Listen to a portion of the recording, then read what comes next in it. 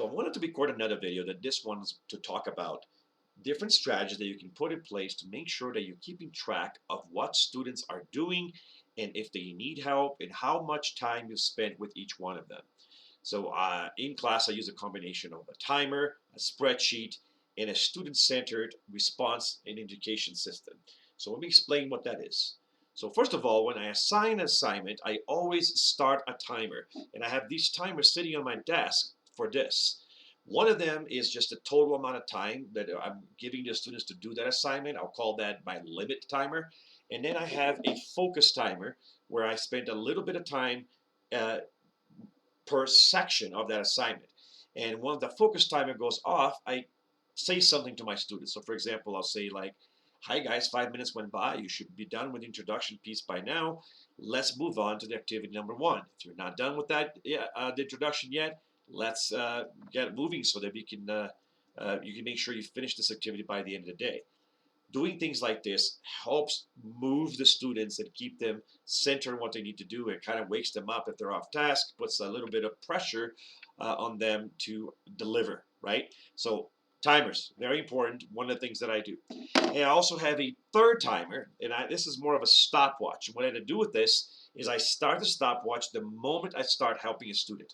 And I do this because although I don't want to like have pressure to stop helping the student, I want to give them the time that they want. I remember that I have other students, and so I do kind of have to try not to spend too long with only one student and then not pay attention to the rest of the class.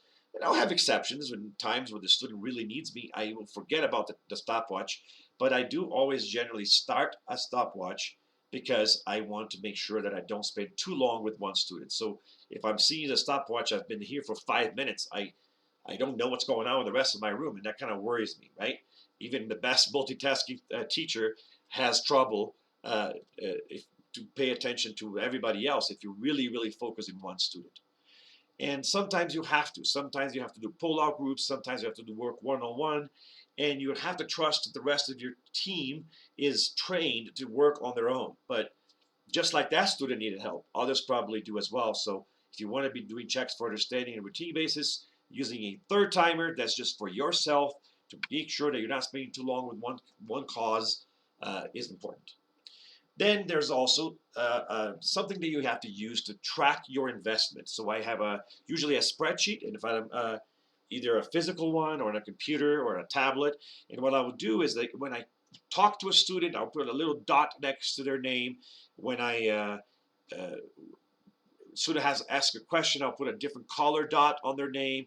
If I have to do any kind of interaction that I want to track, whether it's like student is off task or student is off camera, in the case of online, or student was unresponsive, disrespect, behavior issues, I have different colors on my spreadsheet to I just press a button and it automatically tags and adds a score to that column. And it also tracks which date and time that imprint took place. So that way I keep a record of all the changes and all the different interactions that I had with the student. And it's just a quick tap. And back in the day, it used to be a bit more complicated. I used to use hash marks. But now that I have a tablet and a spreadsheet, it's a lot easier to manage that and collect data on the fly about these interactions that I have with the students. And I scan over my interaction sheet for today because I usually have a day sheet that aggregates into an average sheet. And if you're interested in how this works, I am happy to share my sheet with you. I'll try to put a sample in the description of this video so that you can see how it looks like. But on my daily sheet, I can glance over and see, oh, I haven't really talked to this student yet. Let me go check on them. So this is a really good way to keep track of whether I'm neglecting someone versus somebody else. Now, sometimes I know that I can leave that student alone. There's a very independent learner. They're usually really good in the past. And so I don't need to necessarily go check on them, especially if they're not asking me for help. But I do generally try to prioritize certain students over others, but I also try to spread the love, so to speak, right? And I know the ones that I need to prioritize and spend more time with, and I give them preferential seating. Or in the case of online instruction, I put it on a Go Guardian group that is at the top of my monitoring screen so that I can glance at them often to make sure that they're staying on task and doing what they need to do.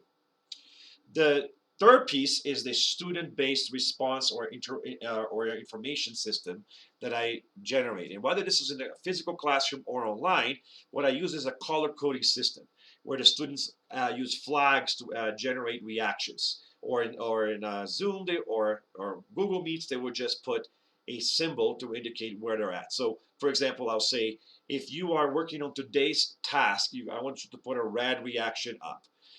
Or if you're working on a, a, a task from the previous class, you're doing some catch-up work because you can't really do today's task without finishing that one first. I want you to put the slow down reaction because you're a little bit behind and you wanted me to slow down. I don't know if I can actually slow down for you, but I'll try my best. But especially if there's too many people in the slow down reaction, I'll consider doing that. Uh, there's a pace that I need to keep, but there's also a consideration of how much of my students learning. And I usually think about like, they need me to slow down because they're having difficulties or because they're having behavioral difficulties that I have to address in a different way. So it all depends, right? But either way, I'm not going to drag my classroom across the year and make them learn nothing. So I do tend to slow down if they need to. Uh, Maybe I will use a green reaction if they're done with today's work and they're working on either practice work or some extension work or engagement work that they're passionate about or something like that that goes beyond what I actually assigned for the day. Maybe they use a speed up reaction if they're done even with that, or if they need my attention for something. I might have a question mark reaction, which is to call my attention. And in person, these are different flags that they pull from a little deck of cards that's sitting on top of their seat, and they lift the card and put it on the flag holder. And about these little flag holders online. So if a student needs help, they might have the flag indicators of what task they're working on, and then a flag indicator for their help. And if they raise that flag, I would try to go to them and help them. Now, in more recent years, even in a live classroom, I actually use a queue system where the student, when they actually use an interaction on the Meet, and they call me, and as soon as they call me, they get put in line for help. And so that way, I don't have to neglect anyone, and it kind of goes in order of request. Or the request can be upgraded if the student has a priority request, or if they have a special need. These things get automatically prioritized by the app. So it's kind of awesome uh, to keep track of your students' needs in the room and who needs the attention. And it's really cool too because if you use this app, they can actually put the what is their question, and other students can upvote it if they have the same question. And that way, they can be grouped together in a pull-out group, and I can pull them together and actually work with all of them at once in this upgraded question. So it's a classroom management system that allows me to generate that data. And so I really love using that. So even if the kids are all in the same room, I still have them log in if they have Chromebooks on this meeting or app so that I can use this management system. And I also like them to be in the meeting anyways because they can send me messages and then I can talk to them and see that message in private and use it as a management thing as well so that nobody else needs to know that we're talking. So even though it's an in-person class, I used to be passing out post-its, right, to talk to students in private without anybody noticing that I'm talking to them. If I had to do a correction, now I just use a message. So it's an easier way to streamline the communication. So this task-based reaction system allows me to also prioritize and monitor the students so that I don't do this. And so as my timer is going off, if I don't have a student that actually needs help, I'm not working with anybody in particular, I am doing the rounds, right? I'm looking, if I'm online, I'm looking at GoGuardian, I am scanning student by student, I'm seeing what they're doing, I'm seeing if what they're currently working on is possibly something that they need help with, or if it's in the physical classroom, I'm walking around to do the same thing.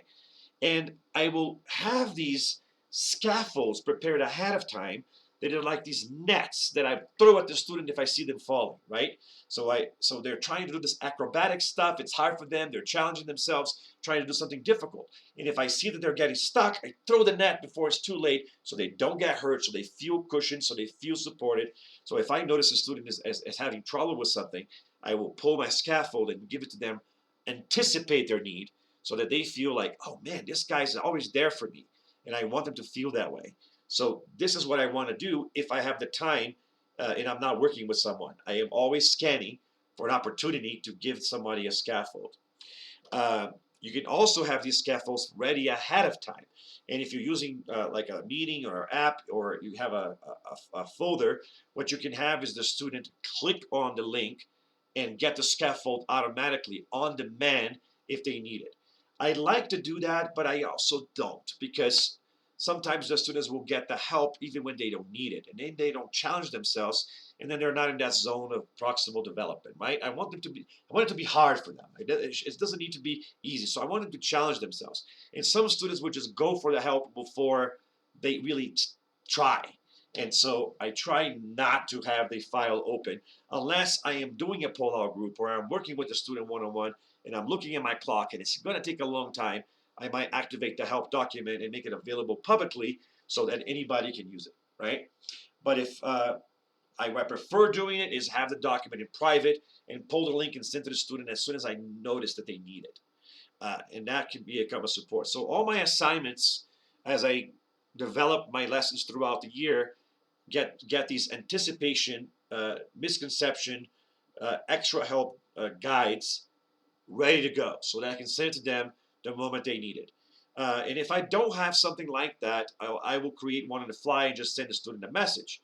But what I notice is that if I send that student a message, there's probably going to be another student down the line or even in the same classroom at the same time that's going to need the same message. So that I save the message, and that's how I'm building my anticipation guides over the years. I also try ahead of time to think about what are some of the misconceptions they're likely to face, and I deal with that on the document ahead of time. So what that looks like is a document that has multiple uh, just columns and the rows, and I create bookmarks to each section of the document, and then there's a master page, an index with the typical question, and if the student clicks on their question, it goes to the answer, right? Uh, but it's almost like a frequently asked question document, right? That anticipates their needs. So these are some of the tools that I put in place to make sure that the students feel supported, paid attention to throughout the class. I forgot to mention a couple things, which is that I try to make go for myself that in the focus timer, the second timer that I mentioned earlier in the video, let's say I give them 10 minutes to do that section.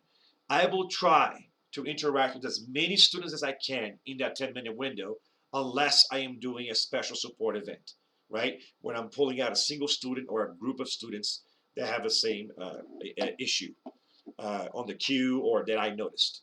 By the way, I don't necessarily just respond to the queue. If I'm doing my rounds and I notice that 3 or 4 people have the same misconception and I don't have a FAQ ready to go for it, or the FAQ is not necessarily going to help them, and I feel that there's not for that, I will pull them into a breakout room in the case of online instruction, or a table, a pull-out table in my room, and to say, okay, and you need help with the same thing. Let's talk about this right now. And then I'll do some sort of questioning and guide them so that when they go back to their seats, they know what they're doing already, right?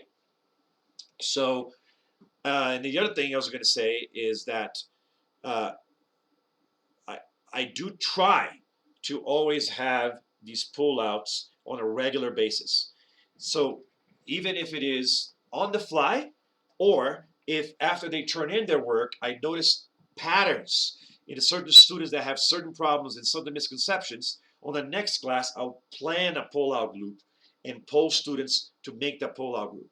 Now, for these planned pullout groups, I would try to give the rest of the class an alternative or other assessment or some catch-up time or some reading time or some content access time, something else that they can do or some enrichment time while I do the pull-out group, because I don't want to be distracted from the pull-out group if it's a planned pull-out, because that's an intervention, right? And if my school has SDL, or student directed learning, or a period where that's designed for me to meet with students, like office hours or something like that, then I might sometimes do the pull-out then, so that I don't have to do it in class, and then I can continue to be available for my rounds. And so these are some ideas of what I can do to manage student involvement throughout the class, help pace the students, help time myself, help engage the students, help make them feel they're supported, prepare scaffolds ahead of time to catch them in case they're falling, create a help queue, do my rounds, do pull-out groups or in special interventions, so that all my students feel supported. So this is why I can't really plan doing class or grade, because that's my job as a teacher.